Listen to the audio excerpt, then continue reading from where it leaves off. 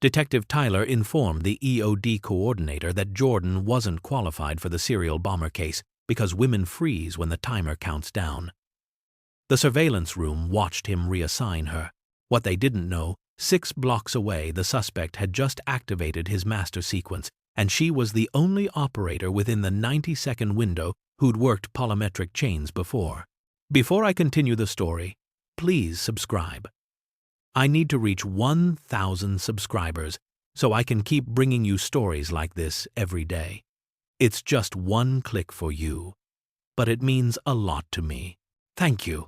Jordan Hayes walked into the EOD unit briefing room at 8:47 that Saturday morning, carrying her equipment case with the practiced ease of someone who had done this 1,000 times before. Her 8 years of experience split evenly between 4 tours in Afghanistan and 4 years with the Metropolitan Police Department, making her movements efficient and unremarkable. The room held 6 bomb technicians, and she was the only woman present, a fact she had long since stopped allowing to bother her in any meaningful way, though the weight of it pressed against her shoulders like humidity before a storm.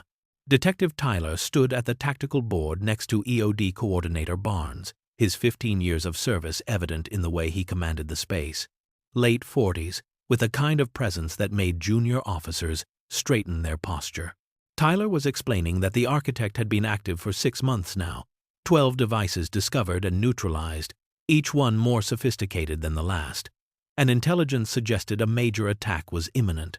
Jordan took her seat as Tyler announced the formation of a priority response team, his voice carrying that tone of absolute certainty she had heard before in commanders who believed their experience made them infallible.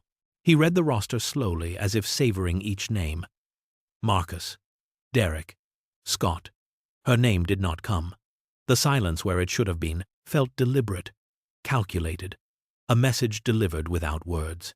Jordan kept her expression neutral and spoke with the professionalism that had carried her through worse moments than this. Sir, I am certified for Level 4 scenarios. Tyler turned to face her fully, and everyone in the room understood what was about to happen, the air itself seeming to contract in anticipation. This is not about certification, Detective Hayes. It is about performance under pressure. Women freeze when the timer counts down. I have seen it. We cannot risk civilian lives on political correctness. The words landed like physical blows, but Jordan's face remained smooth. Years of practice keeping her reactions internal, where they could not be weaponized against her. Barnes shifted his weight from foot to foot. Uncomfortable but silent, and through the glass partition, 6 analysts in the surveillance room witnessed every moment of the exchange. Jordan felt the familiar resignation settle into her chest alongside the cold focus that had kept her alive in Kandahar when she was 24, and diffusing her first polymetric device in a marketplace while mortar fire echoed 3 blocks away. She was one of only 12 people in the world certified in polymetric chain diffusal, trained by Captain Rodriguez before he retired to Montana. But Tyler did not know that, and she understood now that he had never bothered to look at her full service record. A phone alert chimed, and someone read aloud the anonymous tip that had just arrived. Symphony today. Tyler dismissed it as a crank call without even checking the timestamp. But Jordan saw it immediately, 6 hours before potential detonation, exactly matching the architect's established pattern from previous attacks. She wanted to say something, but Tyler had already moved on, assigning her to equipment inventory duty in the basement, busy work meant to keep her out of the way while the real operators handled the real threat. 6 blocks away in an abandoned industrial building, Nathan Webb was making his final preparations. 34 years old, with a kind of lean build that came from military discipline never quite abandoned even 3 years after his dishonorable discharge.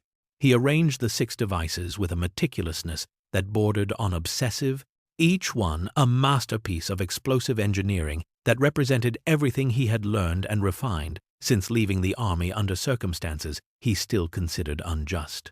They had passed him over for promotion, blamed diversity initiatives, accused him of unsafe practices when he was simply holding others to proper standards. And now he would demonstrate what real expertise looked like. The devices would be placed at the transit hub, an office building, a shopping plaza, an apartment complex, the elementary school that stood empty on Saturday, and the hospital loading dock, each location chosen for maximum psychological impact and technical challenge. Webb had built them using C4 composition with redundant triggers and a wireless mesh network that linked all 6 into a single master control unit, a polymetric chain system he had learned from Rodriguez years ago, though he had never quite mastered the technique the way some others had. The master timer was set to 90 seconds once activated. 90 seconds for someone to identify the primary node and follow the specific sequence based on electrical resistance differential, 90 seconds to prove they understood the art form he had created. He checked his police scanner and heard Tyler's briefing, heard the roster being called without Hayes' name, and smiled at the predictability of it all. They always underestimate the quiet ones, he thought. Remembering Hayes from the military database he had hacked last week. Remembering that she had studied under Rodriguez, just like he had. He set the master timer to activate at 10 o'clock. Exactly when Tyler's team would be at City Hall for the mayor's security briefing, miles away from the devices. And unable to respond in time, Jordan descended into the equipment warehouse at 9:30, the basement level cool and dimly lit, filled with racks of EOD suits and scanning equipment and tools whose purposes only specialists understood. She moved through the inventory with methodical precision, refusing to let frustration show even in private, checking serial numbers against the database and logging everything properly because that was what the job required. Her hands fell into familiar patterns as she inspected gear, and her mind drifted back to Afghanistan, to Rodriguez standing in the scorching sun outside their compound and explaining polymetric chains with the patient intensity of someone who knew this knowledge might mean the difference between life and death. Polymetric chains are psychological warfare. They make you think you have options. You do not. There is only one sequence that works. She had been his star student, diffusing 7 polymetric devices in combat zones, while other specialists refused to even approach them. And she remembered his warning from their last conversation before he retired. Someone will use this stateside eventually. The knowledge is spreading. Jordan found an old training manual wedged between 2 equipment cases and pulled it out, flipping through pages on polymetric chain identification. And something in her gut twisted with recognition. The architect's previous devices had shown a progression, each one incrementally more complex, building towards something bigger, and if she was reading the pattern correctly, he was moving toward multi-device coordination. She pulled up files on her tablet, unauthorized access, but Barnes had never changed his password from last year, and studied the attack patterns until the progression became undeniable. Jordan knew she should voice her concerns, but Tyler had shut her down publicly, and going over his head would only make things worse. Yet the professional in her could not simply ignore what she was seeing.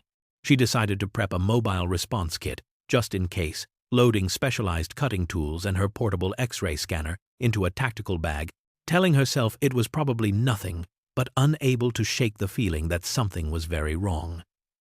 At City Hall, Tyler walked through the marble corridors with Marcus, Derek, and Scott, all of them carrying the relaxed confidence of experienced operators heading to what they assumed would be a routine security briefing with the mayor.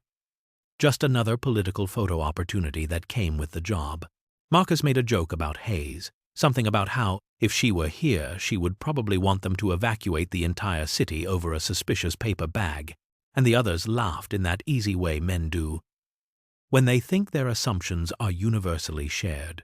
Tyler's phone buzzed with a message from Barnes about the symphony tip, but he barely glanced at it, still dismissing the anonymous message as attention-seeking nonsense. Meanwhile, Webb stood on a rooftop 6 blocks east of the precinct, binoculars in hand, watching Tyler's team enter City Hall, confirming they were exactly where he wanted them to be.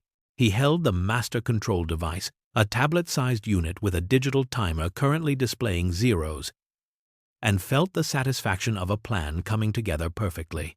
At 9:56, he pressed the activation sequence, and the master timer began counting down from 90 minutes, simultaneously triggering all 6 devices across the downtown sector. In the precinct command center, an analyst monitoring the detection systems suddenly sat forward in his chair as the first device beacon appeared on the grid. Then the second, third, fourth, fifth, sixth, all appearing within seconds of each other. Barnes stared at the display screen and saw what no one wanted to see. 6 red dots arranged in a perfect hexagon with a 3-mile diameter, the kind of geometric precision that spoke to careful planning and professional expertise. An analyst shouted that they were networked, that cutting one would trigger the rest, and Barnes grabbed his radio with hands that had started to shake. "Tyler, we have 6 live devices, linked system, 90 minutes to detonation." Tyler froze for exactly 3 seconds. The irony completely lost on him in that moment, before his training kicked in and he started barking orders to get all available units to the device locations. Barnes asked if they were looking at polymetric signatures, and Tyler demanded to know what that meant, his voice rising slightly. And Barnes explained that it meant they needed someone who understood linked systems, someone with specialized training that most EOD technicians never received. Jordan's radio crackled to life at 9:58, and she heard the urgency in the dispatcher's voice calling her to the command center. Immediately. She ran up the stairs 2 at a time and burst into the room to see the tactical board lit up like a nightmare. 6 red lights pulsing in perfect synchronization, the master timer counting down from 88 minutes and 43 seconds.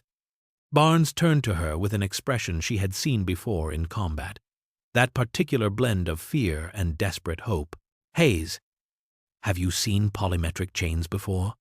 Jordan's response came automatically, pulling from muscle memory and years of experience. "Afghanistan.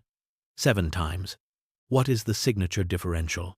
Barnes put her on speaker and read the resistance patterns while Jordan processed the information faster than conscious thought, her brain already 3 steps ahead, identifying the classification and methodology.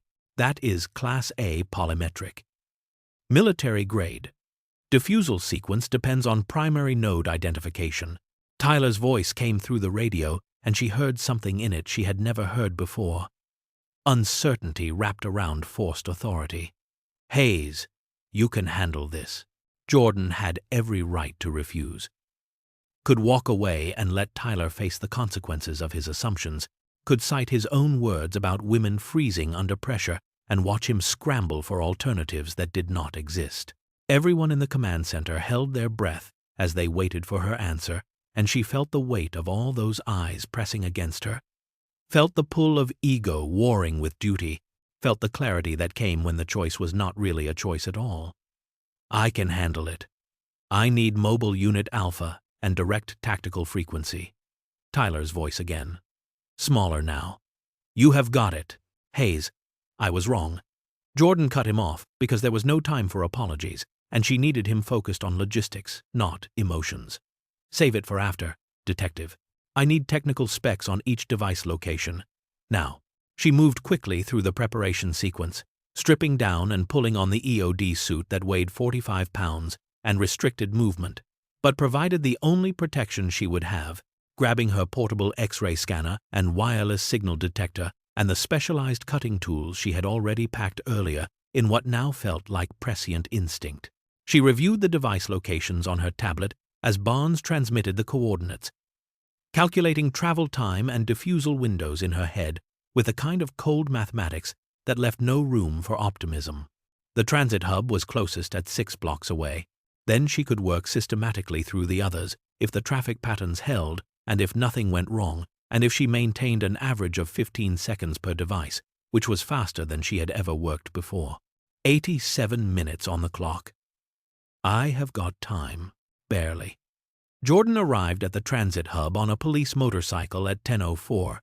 The engine still hot as she dismounted and pushed through the last stragglers, evacuating the station, their faces pale with fear and confusion. The device was hidden behind an electrical panel in the main terminal, and she approached it with a kind of focused calm that only came from having done this under actual fire, activating her X-ray scanner and watching the screen resolve into an image that was both beautiful and terrifying.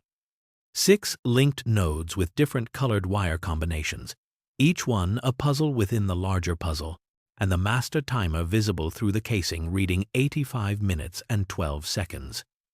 She photographed the device and transmitted the image to the command center, where Barnes let out a low curse. Jesus, that is military spec. How did a civilian get this? Jordan recognized the signature immediately. The particular methodology of wire placement and node arrangement that she had seen in training materials years ago. This is Rodriguez's training methodology. Someone military placed these. She began the identification process, touching her probe to each wire junction and reading the electrical flow, searching for the anomaly that would mark the primary node. The numbers scrolled across her portable meter, and she catalogued each reading with the precision of someone who understood that a single mistake would end everything. Red-green junction showed 2.3 ohms higher than the others, and there it was. The primary node identified through nothing but patient technical work and deep understanding of the system. Jordan's internal monologue ran through the sequence as her hands moved with practiced efficiency. Primary node identified. Secondary suppressors, next. Blue-yellow, then black-white, then the final isolation. She cut the red wire at the exact junction point, and the universe seemed to pause for 3 endless seconds before the timer changed, showing the device isolated from the network but still active, still requiring complete neutralization. She disabled the triggering mechanism with 2 more precise cuts and checked her watch. 15 seconds total. Radio, device 1 neutralized. 5 remaining. Moving to location 2. In the command center, people erupted into controlled celebration, while Tyler watched from City Hall, where he remained stuck in traffic, finally understanding what it meant to be too far away when it mattered most. 6 blocks away, through his binoculars, Webb saw the police activity at the transit hub, and his expression shifted from confidence to something more complex, something that might have been respect mixed with challenge. He pulled up the military database again and stared at Jordan Hayes's service record, at the notation showing she had studied under Rodriguez, and he smiled with genuine pleasure. Finally, a worthy opponent. Jordan arrived at the shopping plaza parking structure at 10:12 with 77 minutes remaining on the master clock, the motorcycle engine still ticking as she dismounted and surveyed the scene that had transformed into a media circus, with news helicopters circling overhead and crowds pressed against the police perimeter. The device was hidden in a ventilation shaft on the 3rd level, more exposed than the first, and she could feel hundreds of eyes watching her every movement through camera lenses and binoculars. But she forced herself to block out everything except the task at hand, repeating the mantra that had kept her alive in combat zones. It is just me and the device. Nothing else exists. She activated her thermal imaging scanner and immediately noticed something different about this configuration. The primary node was disguised among the secondary suppressors in a way the first device had not been, and she understood with sudden clarity that Webb was testing her, forcing her to adapt her identification methods with each new challenge. The thermal signature revealed the active node through its heat output, and she found it tucked behind what appeared to be a decoy junction. But when she examined the wire colors, she saw they were reversed from the first device. Red where blue should be, green where yellow belonged. Sweat pooled inside her EOD suit as the temperature climbed, and she worked methodically through the diffusal sequence. Her hands steady despite the added complexity, and when she made the final cut, 22 seconds had elapsed, 7 seconds longer than the first device. Her radio crackled with Barnes, asking what pattern she had mentioned, and she explained while moving toward the motorcycle. He is showing off. Each device is a lesson in polymetric theory. This is personal. Meanwhile, back at the precinct, Detective Marcus was pulling military records, searching through Rodriguez's former students and cross-referencing with dishonorable discharges, and when Nathan Webb's file appeared on his screen with its notations about unsafe practices and complaints filed about diversity promotions, Marcus grabbed his radio and announced they had identified the bomber. Tactical teams were dispatched to Webb's last known address, while Jordan raced toward the office building where the 3rd device waited. She arrived at 10:26 with 63 minutes on the clock and descended, into the mechanical room where the device sat nestled among pipes and electrical conduits. Immediately recognizing that this one was more sophisticated than the previous two with 7 nodes instead of 6, Jordan knelt beside it and began her analysis. Touching her signal detector to each node and reading the electromagnetic patterns, understanding that one of these nodes was a dummy designed to trigger the entire network if cut. The readings scrolled across her screen, and she identified the anomaly in the 4th node, its frequency just slightly different from the others. A trap for anyone working too quickly or without proper equipment. The building's PA system suddenly crackled to life, and a male voice filled the mechanical room with words that made her freeze. "Detective Hayes, I am impressed." She knew immediately that he was watching. Had been watching since the transit hub, and when he continued speaking, she heard the bitter satisfaction in his tone. 2 devices, 17 seconds and 22 seconds. You studied under Rodriguez. Jordan kept her hands moving as she responded. Her voice steady despite her racing heartbeat. Nathan Webb, Army demolitions, court-martialed for endangering your unit. Webb's laugh came through, distorted by the PA system. They ended my career because I would not lie about who was really qualified. Now you are proving my point. Jordan found the psychological warfare transparent but effective, designed to make her doubt herself, or rush her work, or engage emotionally when she needed to remain clinical. Webb continued, his voice carrying that edge of challenge that men sometimes got when they finally found someone they considered worthy of competition. You are good, Hayes. Better than most men I trained with. But 3 more devices, and they get harder. Can you really do it? Jordan cut the correct wire mid-conversation and spoke into her radio as the device powered down. 3 down. Clock says, I have got 61 minutes. I only need 45. The PA system went silent, and in the command center, Tyler heard the entire exchange and told Barnes to keep Hayes focused. That Webb was trying to get inside her head, while Barnes radioed Jordan that tactical teams were moving on Webb's location. Jordan replied with certainty that came from understanding her opponent. He is not at his apartment. He is close. Watching. The apartment complex basement at 1041 presented Jordan with her greatest challenge yet, as she stared at the device and felt her first real moment of doubt. 48 minutes remaining, and 12 nodes instead of 6, arranged in a configuration she had never encountered before.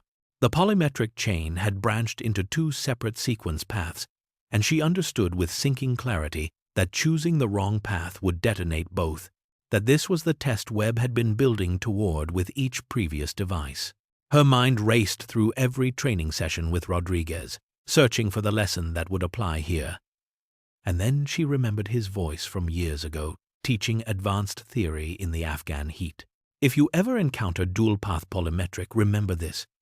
The builder always prefers his dominant hand. Right-handed builders put the primary path on the right side, left-handed on the left. Jordan pulled up Webb's military record on her tablet and found the detail she needed buried in his service file, left-handed notation from his weapons qualification scores, and when she examined the wire solderings under magnification, she saw the slightly cleaner work on the left-side nodes. She chose the left path and began the sequence with her heart hammering against her ribs, cutting blue, then green, then red, as the timer showed 45 minutes and 33 seconds. The 4th wire presented her with a binary choice between yellow and black, and the entire command center fell silent as they watched through her body camera feed. Tyler now in a command vehicle 3 blocks away with his eyes locked on the screen. Jordan closed her eyes and visualized the electromagnetic flow pattern from her earlier scan, seeing in her mind the way current moved through the circuit. And she cut the yellow wire with a confidence that felt like faith. 5 seconds of terrible silence followed before the device powered down, and she exhaled the breath she had been holding. 4 down. 2 to go. But Webb had been watching from his rooftop vantage point and saw the tactical teams approaching his building, saw that Jordan had identified him. And he made a decision that changed everything. His backup trigger reduced the timer on the remaining 2 devices, and the master clock jumped from 44 minutes and 18 seconds to 15 minutes flat alarms blaring across every monitoring system in the city. Jordan saw the timer change on her portable monitor and spoke words that felt like accepting the impossible. 15 minutes. 2 devices. This is impossible. Barnes came over the radio with evacuation orders, but Jordan was already calculating, her mind processing variables faster than conscious thought. The hospital has patients who cannot be moved. The school is empty. It is Saturday. Tyler's voice came through, and she heard something new in it. Complete trust wrapped in urgency. Hayes, you choose. We trust your judgment. Jordan understood the terrible mathematics of the situation. Hospital device detonation would kill 40 to 60 people in ICU who could not be evacuated in time, but the school sat above a gas main, and its detonation could destroy an entire city block with residential buildings on 3 sides, 200+ casualties. She made the choice that duty demanded and raced toward the school, arriving at 12 minutes and 47 seconds, with her motorcycle skidding to a stop outside the boiler room entrance. The device waited in the dim space, and it was the most complex yet. 18 nodes arranged in a triple-path polymetric configuration that would have taken her 30 minutes to analyze under normal circumstances. Webb's voice came through the PA system one more time. Choose wisely, detective. You cannot save everyone. Jordan responded while her hands were already moving, relying on pattern recognition instead of methodical analysis. Trusting the instincts built from 4 previous devices. Watch me. She identified the primary path in 38 seconds and began cutting with a speed that bordered on reckless, red, blue, green, yellow, black, white, brown, orange, the wires falling away as the timer counted down to 9 minutes and 15 seconds. 3 wires remained, and her hand hovered over them, gray, purple, pink. And she had no data to guide her choice. No electromagnetic reading or thermal signature or resistance differential. Rodriguez's final lesson came back to her in his exact words. Trust your first instinct. Hesitation kills. Jordan cut gray, purple, pink in rapid sequence, taking 4.2 seconds total, and the device powered down with 8 minutes and 44 seconds remaining. 5. Down. Hospital now. She sprinted from the motorcycle into the hospital loading dock at 11:02 with 8 minutes and 11 seconds on the clock. Hospital staff struggling to evacuate ICU patients through corridors filled with gurneys and ventilators, and the controlled chaos of medical emergency. The device location was in the underground parking level, attached to a support column, and Jordan rode the service elevator down, with the timer showing 7 minutes and 33 seconds, her mind already preparing for what she knew would be Webb's masterpiece.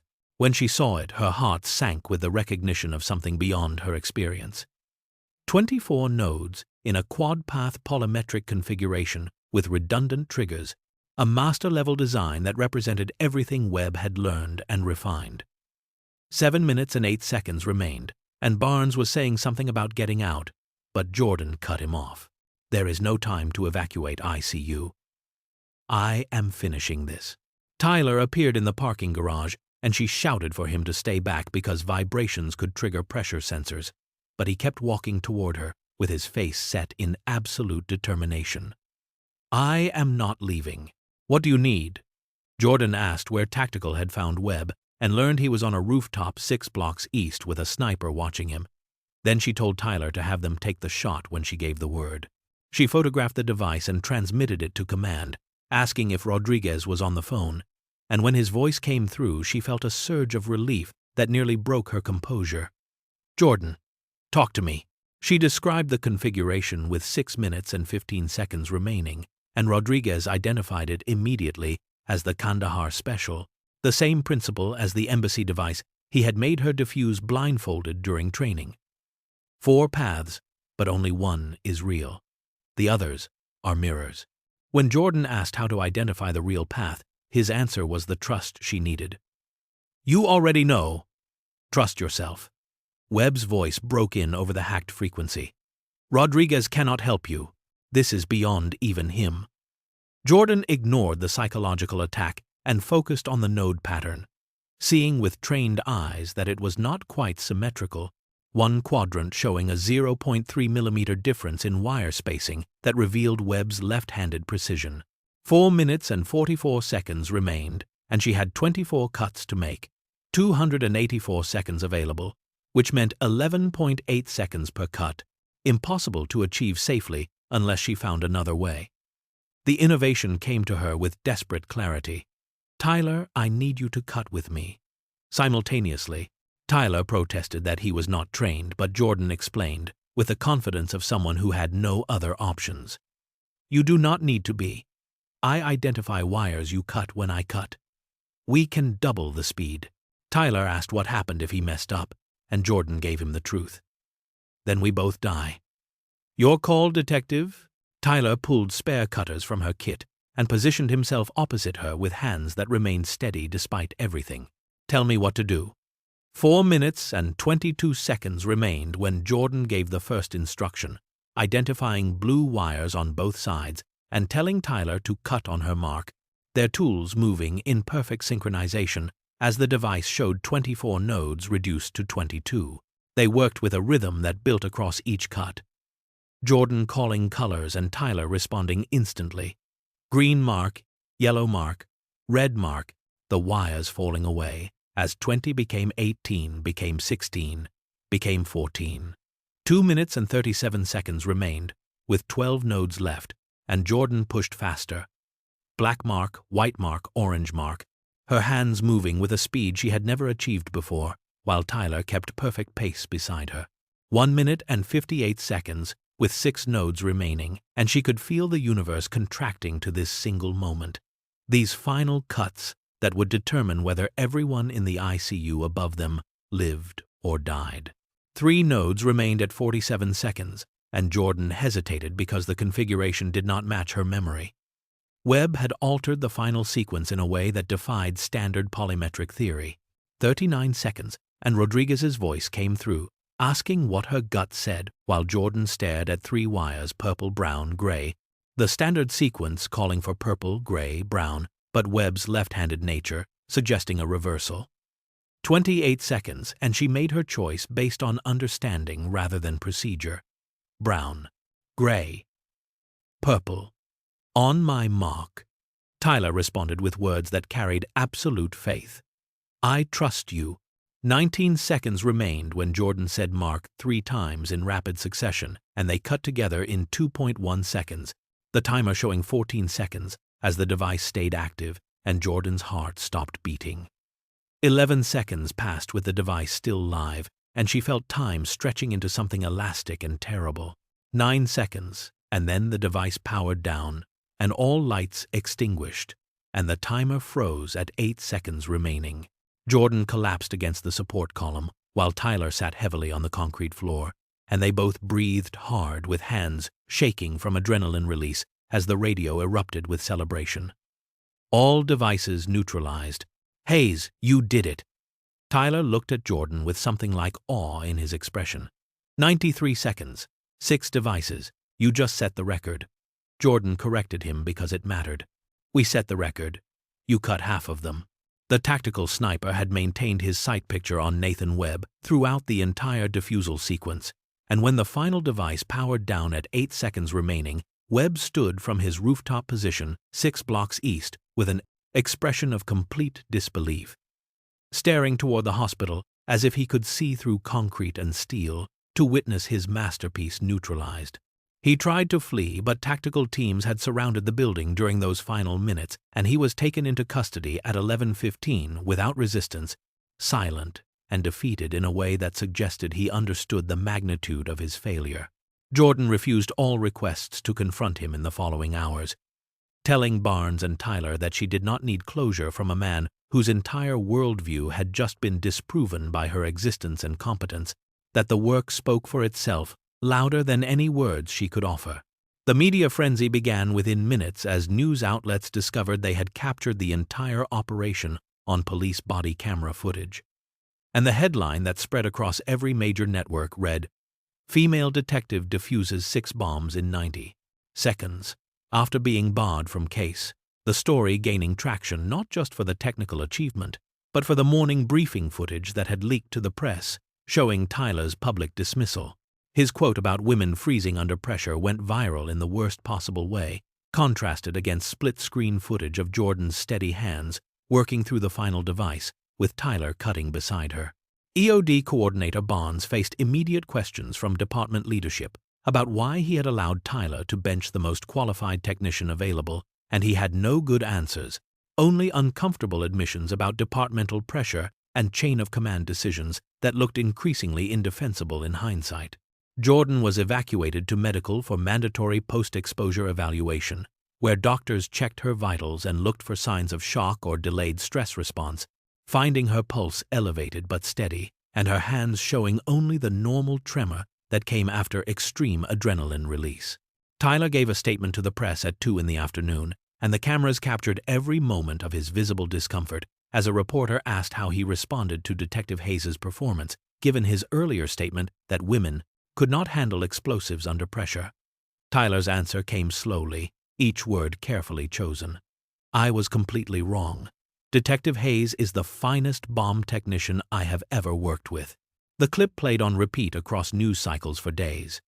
3 days later, Jordan sat in a conference room at police headquarters for the internal review. The table surrounded by department brass including the chief, deputy chief, internal affairs representatives, and a union representative who kept his expression carefully neutral throughout the proceedings. Tyler sat across from her, accepting full responsibility for his actions that morning, his shoulders set in a posture that suggested he had spent the intervening days thinking about very little else. Jordan was asked to testify about the morning briefing, and she chose her words with the same precision she had used on the bomb wires, acknowledging that Detective Tyler had made assumptions based on gender, but noting that when it mattered most he had trusted her to do the job and had ultimately risked his own life working beside her on the final device. The internal affairs investigator pressed her on whether she wanted Tyler disciplined, and Jordan's response surprised everyone in the room. "I want policy changes. Assignments based on capability, not assumptions. Tyler should undergo bias training, and so should anyone else who makes tactical decisions."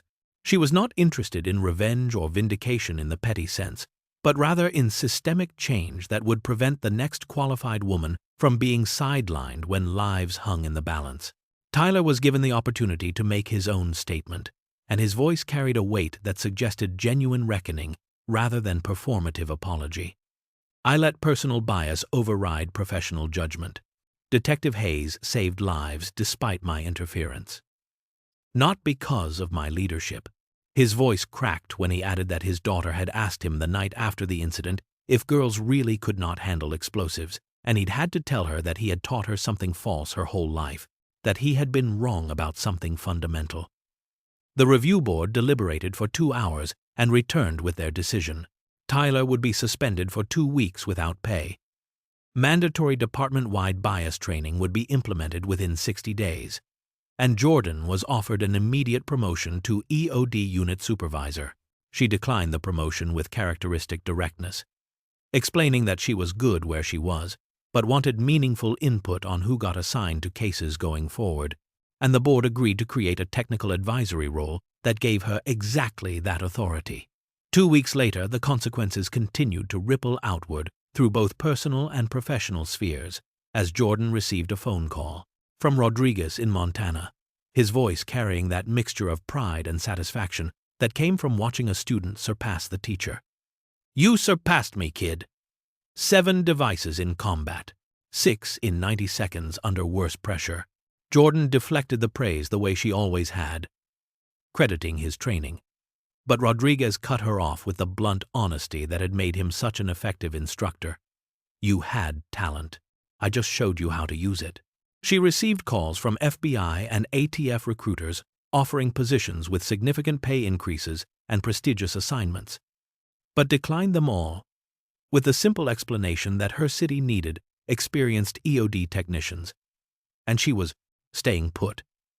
The EOD unit expanded to handle the increased workload that came with heightened security concerns, adding 3 new hires, including 2 women who had been inspired by the news coverage to apply, and Jordan found herself leading a training program on polymetric chain diffusal based on her combat experience and the techniques Webb had used.